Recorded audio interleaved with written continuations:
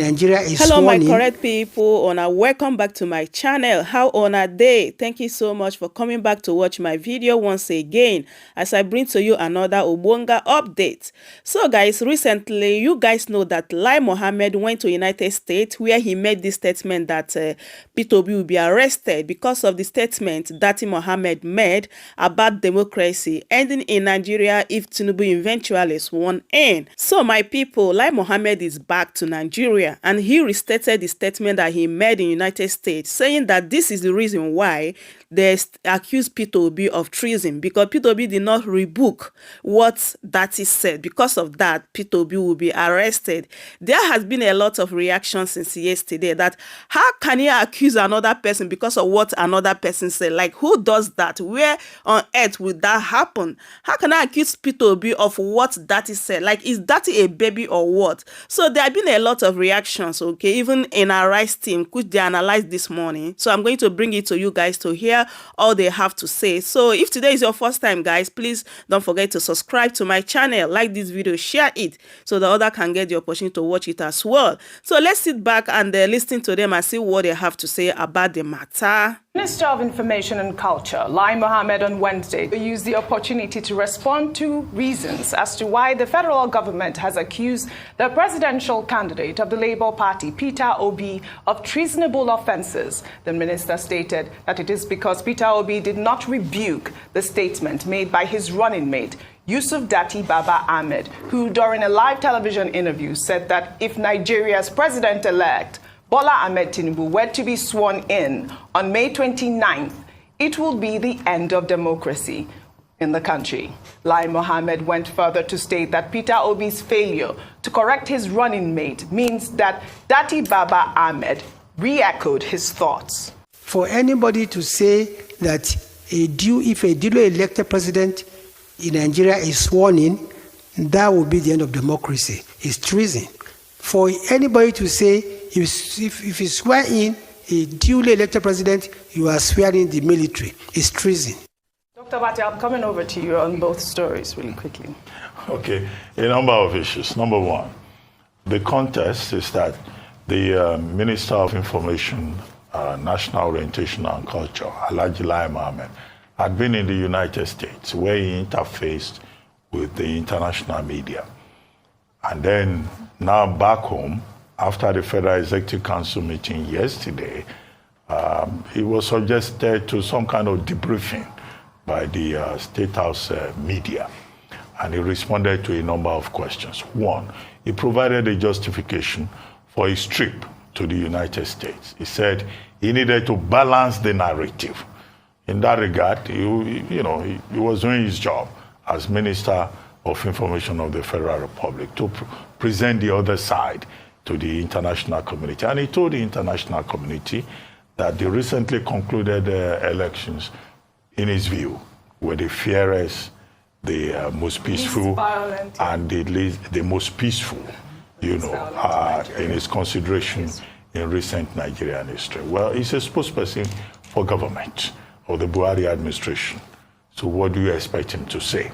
So in that regard, he was doing his job. Second, he said President Muhammadu Buhari did not interfere and he did not favor his own political party. And that after all, the president lost presidential election in his own state of Katsina.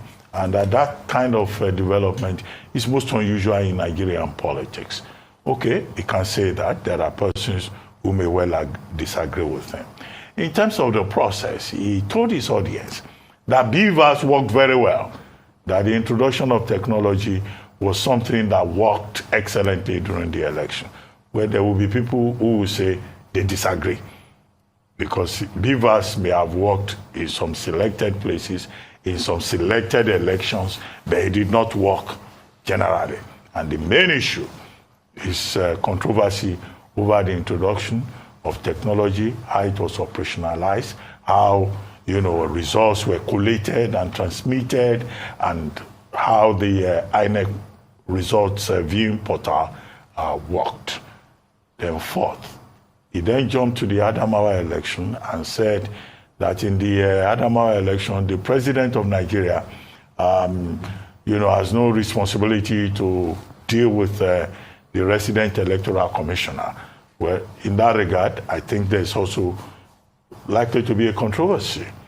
The resident electoral commissioners for INEC, they are appointees of the president. Absolutely. With 2/3 concurrence of the Senate. The Minister of Information and Culture happens to be a lawyer. So maybe in case he has forgotten aspects of his own education, you should take a look at what the law says, Section 285 sub 1, and also Section 6 sub 3, you know, what it says about what can be done to a rogue resident electoral commissioner. So you cannot say it's the responsibility of INEC. INEC has played its part by reporting to the president and also reporting to the IGP. So you can argue with him in that particular regard. The more controversial part of his submission would seem to be a statement that Dati Ahmed, you know, because Peter Obi did not caution him, so Peter Obi is guilty of treasonable felony, and that was why he made the point. Well, Dati Ahmed is not a baby. He was born in 1969. He's 53 years old. Okay, so he's an individual entity or in his own regard.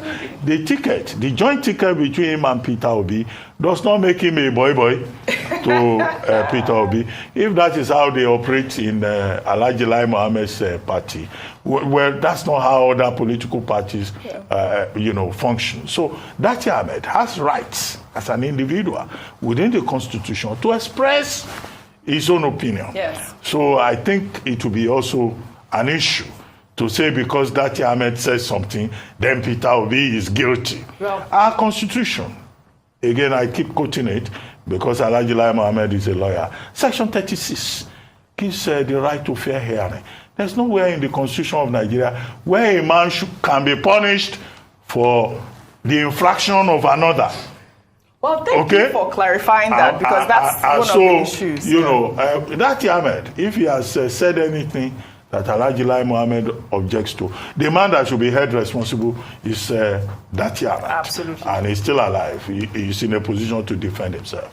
And that point is important because Peter Obi himself has gone further to say that he does not support violence, he does not support anything that is against the law, and that his commitment as a man who has been favored by the Nigerian judiciary on more than 2 occasions in the past is to go through due process, go through the courts, and that is what he has been doing. But to say Dati Ahmed said something, Peter Obi is guilty, no, that's not what the law says. Absolutely. Well, he is saying that Peter Obi should have rebuked Dati's comment, and that the fact that he did not rebuke Dati's comment, you know, it appears that Dati was re-echoing his thoughts. I don't know how that's possible, but you know.